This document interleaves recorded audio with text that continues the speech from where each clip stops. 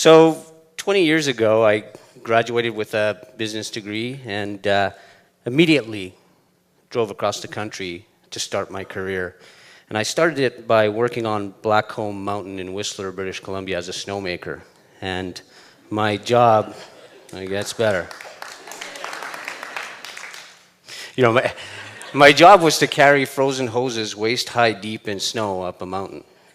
And my parents were so deeply proud of my choices. But what happened was that there was a profound learning for me. There you go. Is that I worked for a company called IntroWest that owned Blackcomb Mountain, and they espoused the corporate culture of Disney. So at Disney, guest experience is everything. At Disney, you owned a customer problem until you resolved it. So I had the authority as a snowmaker to stop the lifts. I had the authority to give out free ski passes, and they didn't even let me near customers. But it was a profound learning for me because it taught me what organizational culture can do. So fast forward to 2001 when Chip Wilson asked me to join Lululemon as the general manager. And my job was to grow the company. So I was the 6th employee, and the company was one store and about $1 million in sales. And so we held a strategic planning session in his living room with 12 of us, and we decided that day in early 2002 that Nike was going to be our #1 competitor. So at the time, a $10 billion behemoth company was our competitor, and that we set goals to get to 200 stores in 5 years. Yeah, man. So we knew at the time that it wasn't going to be process that got us there. It wasn't going to be procedure that was going to get us there. It was going to be how we treated our people. So we set in motion a concerted effort to develop a corporate culture based in generosity and abundance. We did things like teaching goal setting, teaching personal responsibility training, teaching commitment training, and decentralizing decision making. So people in the stores actually were entitled to make decisions. We professed that they sought to seek forgiveness instead of asking for permission. We called our head office the Store Support Center. And upwards in the supply chain, we tried to create a legitimate industry out of yoga. We, in our communities, celebrated yogis and yoga instructors as heroes, okay? Allowing them to legitimately earn an income doing what they loved and what they were passionate about. And the results have been well documented. It took us 5 years to become Nike's #1 competitor. Not we now, but as of this past week, the company is doing over $1 billion in sales just 10 years after we set this plan in motion, and the market capitalization is $10 billion currently. $1 billion from 1 million in 10 years.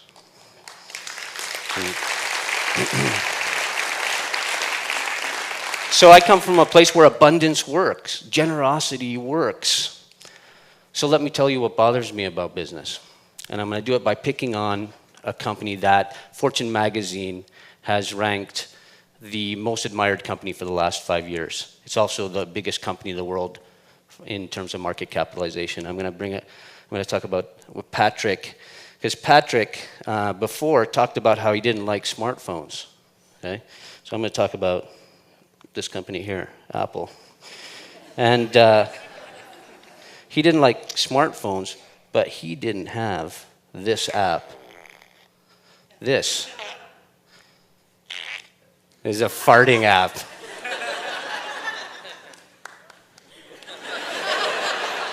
This is what technology is all about, ladies and gentlemen. I want to tell you some facts about our good friends at Apple in light of this. Right. So each smartphone has microprocessors and wiring in it that is made out of coltan. And coltan is a metallic ore mined in mines all over the world, but for the purpose of this conversation, the Democratic Republic of Congo. Democratic Republic of Congo, 90% of the mines in the DRC are controlled by militia groups. Now, these aren't the happy militia groups that, hold birthday parties with balloons. These are the ones that were responsible for the Rwandan genocide, right? These are the ones that kidnap small children and arm them so they can kill other children. Yeah, that's this militia group that I'm talking about. So from the mines goes to the foundries and the smelters, and then to the distributors, up to the chip manufacturers, to the assembly plants, and then to companies like Apple. Apple had, before its recent disbursement of dividends, $98 billion in cash, which incidentally is 10 times the gross domestic product of the Democratic Republic of Congo. So it's easy to villainize companies. And typically when we do this, we think about Exxon, which months after Exxon announced the largest profit in recorded history, British Petroleum thought it might be a good idea to pump out an oil spill the size of Texas in the Gulf of Mexico, much to the benefit of the three-eyed shrimp industry. So that's easy to villainize, but my Apple is farting apps, not Apple. You telling me that Apple had no idea that this is happening? Really? They don't know what's going on in supply chains of microprocessors? Here, this image is not a protest about child soldiers. This is a lineup for the iPhone 4 in the United Kingdom. And here's my question. What if Apple only had $50 billion, but took on, with its resources and its network, fighting the issue of child soldiers in Africa? Would that be a better brand story? That would be a game changer. But I doubt that Tim Cook, the new CEO, would do that. And not that Tim Cook is a bad guy. I never met him. I'm sure he doesn't, on his weekends, torture small animals or, flick rocks at cars as they go by his house. I'm sure he's a good guy, but Apple is measured by only one metric, and that is dollars. See, Apple only wins if bucket loads of cash go into the coffers of their spaceship head office that they're building in Cupertino, California. That's the only metric that they're counted on. So what if?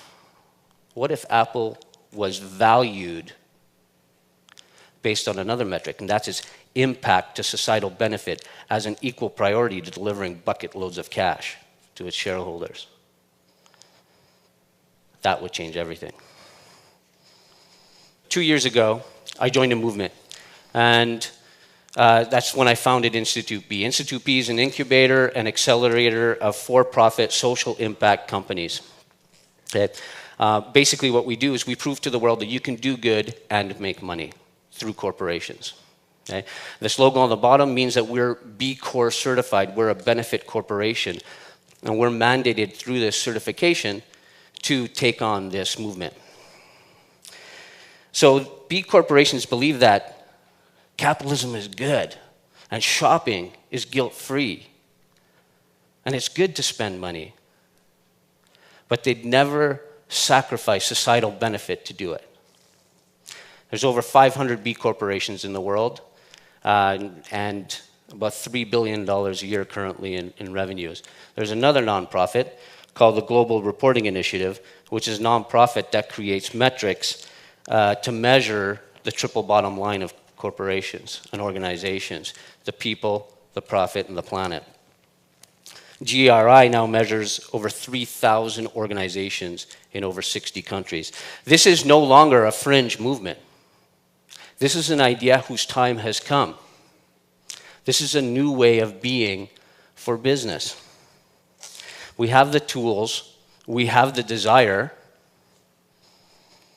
we just need to change the metrics.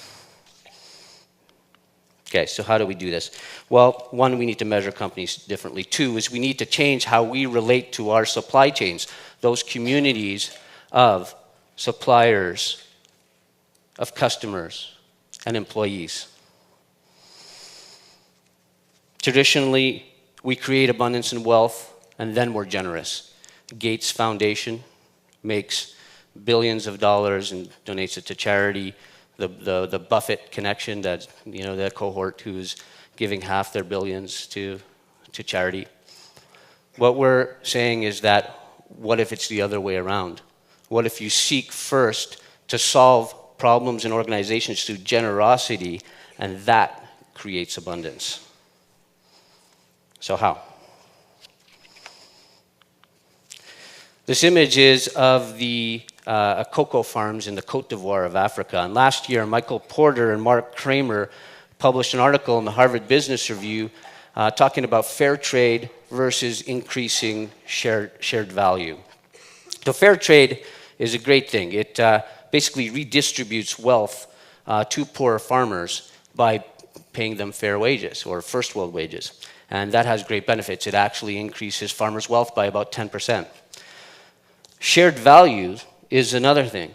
That is, what if you actually help farmers increase their yield efficiencies, help teach them about crop rotations and better farm management? Well, early reports have indicated that this increases farmers' wealth by 300%. 300%. That's abundance in your supply chain to the suppliers.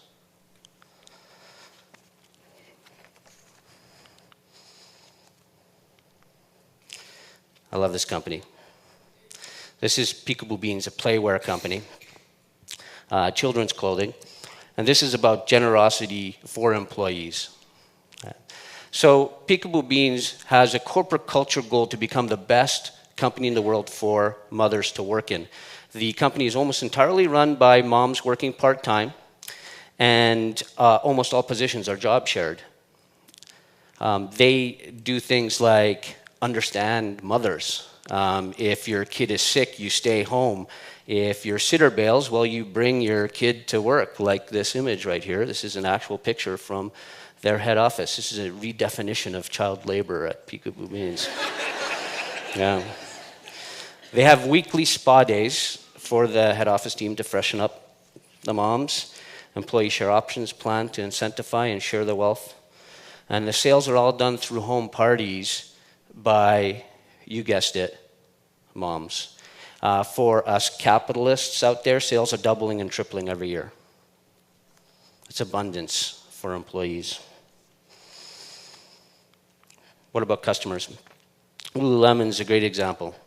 As Lululemon's entire store experience is based on creating abundance in health and wellness for its employees and its community of guests.